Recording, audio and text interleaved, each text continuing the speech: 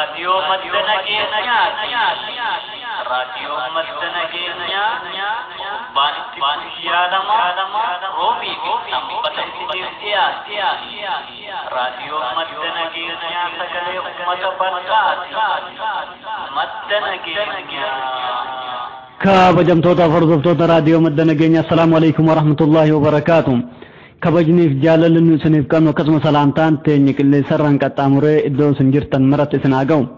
Akkam jirtan nageenyi keessan dasaa xiqqaa guddaa nagaa baddaaf gammoojjiin nagaa baadhoon maddii lamman nagaa sa'aa namaan nagaa wanti rabbi isiniif kenne hunduu nagaa nagaa isiniif haa ta'u nagaa hin qabne nagaa rabbi haa kennuuf kan nagaa qabdan immoo alhamdulillah jaa galata galfadha. Nulleen gargaarsa rabbii guddaatiin sagantaa keenya sanbataa irraa waxabajjii 16 barkuma 2019 qabannee walitti deebineerra. Alhamdulillah rabbii galanni haa ga'u. Egaa kabajamtoota hordoftoota raadiyoo madda nageenya magaalaa baadiyyaatti biyya keessaa biyya alaatti akkam jirtu ashamaa jennee harka isin fuunee jirra. Egaa sagantaa keenya guyyaa har'aa qabannee walitti deebineerra. Rabbii galanni haa ga'u. Sagantaa keenya guyyaa har'aa odeeffannoo obsaa hasaniin nuuf dhiyaattuun eegalla. Itti aansinee barumsa keenya Sheek Siraajiin nuuf dhiyaattutti isiniif aansinaa. dhumarratti immoo godaannisa seenaatu itti aana. Insha Allah fedha rabbii guddaatiin wal duraa boodan isin biraan keenya isinilleen kabajaaf jaalalan waliin tura. Eeyyee hamma gara odeeffannootiin isin dabarsa. Turtiin keessan nu faana haa ta'uun isiniin jedha.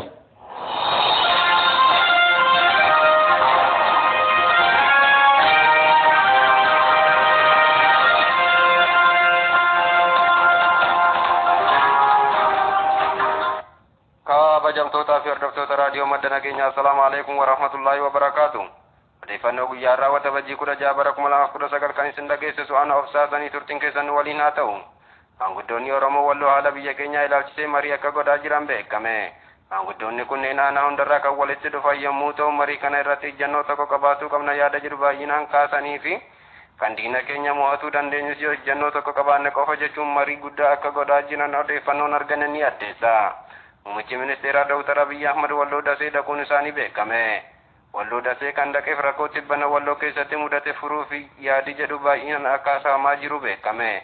Garuu osoo magaalaan kamisee jiru achi dhaquu hin qabu jechuun qeeqee hawaasa keenya irraa baay'inaan akka deemaa jiruu fi Dr. Abiy dasee dhaquun Oromoota wallootiif faayidaa hin qabu jechuun hayyoonni Oromoo hedduun dubbataa jiru. Dr. Abiy walloo dasee dhufuu isaanii kana sababeeffatuun maanguddoonni Oromoo walloo yaada isaanii ibsatuuf yeroo garas imalan shiftoonni liyyuu hayli poolisii karaa irratti qabanii akka rakkisaa oolanii fi yeroon isaanii akka jalaa kutuu qabanii tursiisuun maddeen keenya nuuf gabaasan. Sudaan keessatti waraana biyyattiin namoonni hedduun akka ajjeefamaa jiran beekame. Hawaasa biyyattii mootummaa duraanii kan aangoo irraa fonqolcha yommuu ta'u mootummaa bilisaa nuuf haa dhaabbatu waraanaan hin bullu jechuun yeroo hiriira bahan namoonni hedduun akka ajjeefamaa jiran miidiyaan adda addaa gabaasaa jira. Egaa kabajamtoota keenya odeeffannoon keenya guyyaa irraa kana fakkaata waan waliin turtaniif galatooma. Assalaamu alaykum wa rahmatullahi wa barakaatuh. Wa alaykum assalaam wa rahmatullahi wa barakaatuh. Maashaallah tabaarakallah boleessa keenya obsaasan.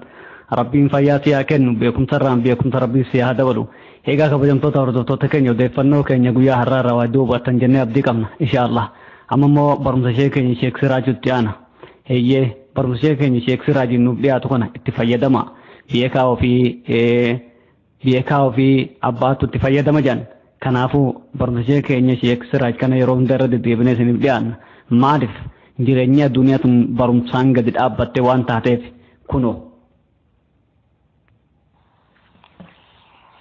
السلام عليكم ورحمة الله وبركاته. وبليان ورّي راديو مدى نجايا كتا سقلافا كينيا إن شاء الله أكما قلتن نجان قلتني نباق رب نجان وشيسنين جتشبر نوتا كينيا وان علمي وان برچوت درا دون حجتنا دون دبتين جتشوت تجراچون كينيا نرام فتمو سنرى سني دبني دين قد دفع على أنه لا إله إلا الله جه رب النبي محمد أججه بكم نكوني رب الله النبي محمد أججه نبي خجئني كنو غوفتا كان كبيكي أكتي عبدوس نما عبدموس وان عبدمونس بردو جئني جنة الرئي مالي في توحيد نكوني بكم رتكاهمي كيف لا يكون فضل العلم عظيما مالي في سي علمين كنا كما أكمين هنتاني أنقوني ساكدا أكمين هنتاني قدام لي قداته قباج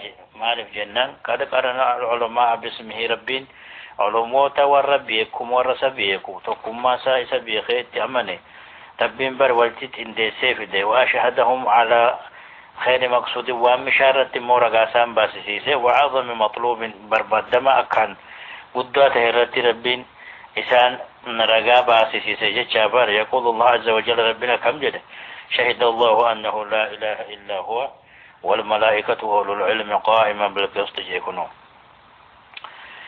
قوفتان دران درسيه هما هرقاو في بهته أنه لا إله إلا هو كبرمان تقواهن جيرو قوفتا توقيت شمالي والملائكة ملائكة لرقابات ملي كبرمان حقا كنجير قوفتا توقيت شمالي وأولو العلم محل رقاكين يكانا warri rabbi beekuma isaanii kennillee ragaa bahanii gooftaa keenya tokkicha malee namni gabbaramaa haqa godhatu dhugaan gabbaramu hin jiru suna eenyu tokko jee ragaa baha ulul ilmi warra beekuma qabu qaa'iman bil qisti waa rabbiin isaan ajajetti qistiidhaan dhaabbatanii kan waa tokko hin dallamne jecha bar waan ammoo rabbiin isaan ajaje bakka isaa malee hin keenye amri isaa kan khallafne waan inni radorwen hojjenne isa sanii kan kuno ragaa bahu rabbiin tokkichummaa isaadha mirkaneessu waan ammoo inni isaan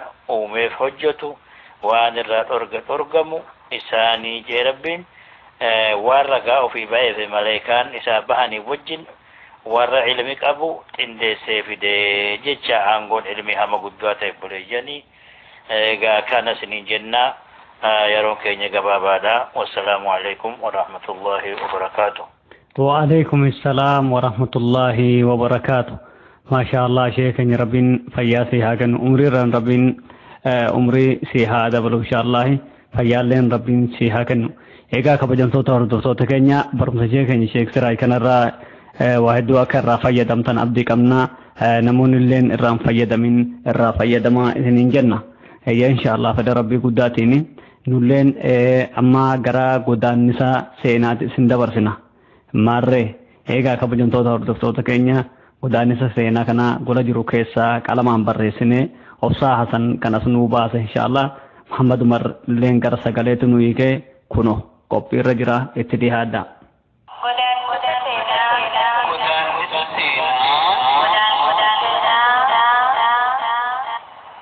kabajamtoota fi hordoftoota raadiyoo madda nageenya assalaamu alaykum warahmatullaahi wabarakaatu kun qophii godaannisa seenaati kabajamtoota fi hordoftoota keenya qophii godaannisa seenaa keenya kan kutaa tokkoffaa qabannee dhiyaanneerra qalbii nu caqasa mata duree godaannisa seenaa keenya har'aa waa'ee lafa waladdee yookaan illifooraa yookaan lafa dirjiitiiti lafti kun jalqaba kan uummata Oromoo Walloo naannawaa Caffaa jiraatan yommuu ta'u bara mootummaa Abbaa Irree Safarii Mokonnon yookaan Haile Sillaasee keessa uummata irraa saamuudhaan namticha biyya Xaaliyaanii kan maqaan isaa Komaandaatorii jedhamuuf kenname lafti kun kan uummata ganda hedduuti isaan keessaa ganda Goboyyaa Bilidaa Kookoo Shaklaa Darqaa Salamaa fi kan kana fakkaatan turan fakkeenyaaf ganda Goboyyaatti yoo ilaalle lafti kun kan uummata akka ture ragaan baay'een ni jiru abbootiin keenya akka qotaa turan ni beekama isaanis kan akka Muhammad Darasoo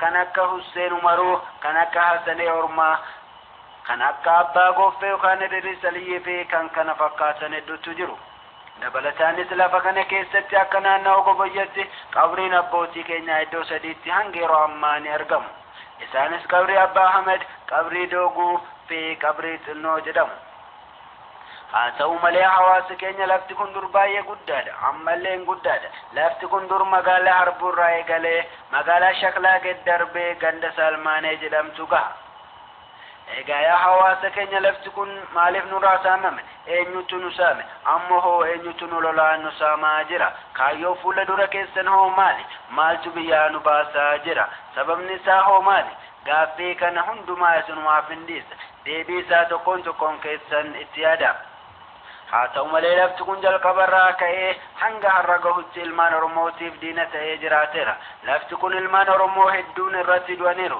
irrattis hidhamaniiru irrattis federaalaan tumamaniiru egaa lafti kun jalqabumarraa kaasee ilmaan Oromoo abbaa lafaa akka diinatti saba biraa kan akka Tigree kan akka Amaaraa immoo of jalatti hammatee fayyadaa ture abbaan qabeenyaa xaaliyaanii kun wantoota garaa garaa achitti fidee itti fayyadamaa ture. bakkeen taa'umsa isaa magaalaa Waladdee ture. magaalaa kana keessatti meeshaalee biyya xaaliyaanii irraa dhufan wantoota hedduutu jira. isaan keessaa kan akka makiinaa qonnaa, loon Ameerikaa, meeshaalee lolaa kan akka qawwee, farda, makaazina midhaanii yookaan bakka buufata midhaanii, mana jireenyaa, mana yaalaa kan meeshaan isaanii biyya xaaliyaanii irraa dhufan. lafti kun uummata Oromootiif bu'aa buusee hin beeku. dalagaa humnaa fi waardiyaaleen uummata Oromoo qacaree hin beeku. uummata Oromootiif wanti inni fayyadaa ture margaaf jecha tumamuu, federaalaan hidhamuu, yooloon isaatti achi keessatti qabaman birri kaffalchiisaa turan. inumaayyuu fayyaduun hafee akka madda galiitti itti fayyadamaa turan. egaa hordoftoota keenya kun yeroo mootummaa Haile Sillaaseetii fi yeroo namticha xaaliyaaniitti Isaa Alamuddinii fi Dargii Wayyaanee yeroo biraa isin biraan geenya. waan waliin turtaniif galatooma. qopheessan obboleessa keessan Obsa Hassani, kan sagaleetti isiniif hiike ana obboleessa keessan Muhammad Umari. maasha Allah tabaarakallah. Muhammad Umar rabbiin irraa haa jaallatu. eegaa kabajamtoota hordoftoota keenya godaannisa seenaa guyyaa har'aa qabannee isiniif dhiyaanne kutaan tokko kana fakkaata. isinillee waa hedduu akka irraa hubattan abdii guddaa qabna inshaallah. isinilleen waan akkanaa kana bakka jirtan gola jirtan hunda keessaa qorattanii waan qulqulluu fi waan dhugaa ta'e irratti qorattanii nu biraan gahuudhaaf mirga guutuu qabdan. namni seenaa kana beeku namoota hedduu sanitti dhalatee gadadoo hedduu sanii arge ta'uu qaba. egaa kabajamtoota hordoftoota keenya sagantaa keenya guyyaa har'aa irraa waa hedduu akka hubattan abdii guddaa qabna. sagantaa keenya guyyaa har'aa wal duraa boodaan kan isin geggeessaa ture ana obboleessa keessan Muhee Callaa, gama odeeffannootiin Obsa Hassani, gama barumsa diinii islaamaatiin sheekeenyi Sheek Siraaji, gama dhiheessaa godaannisa seenaa obbo Umar Muhammadi. inshaallah haga sagantaa biraatiif walitti deebinu nagahaan jiraadhaa, jireenya gaarii keessanuuf qubadhaa, waa jaaddanii wal argadhaa. wassalaamu alaykum wa rahmatullaahi wa barakaatuh.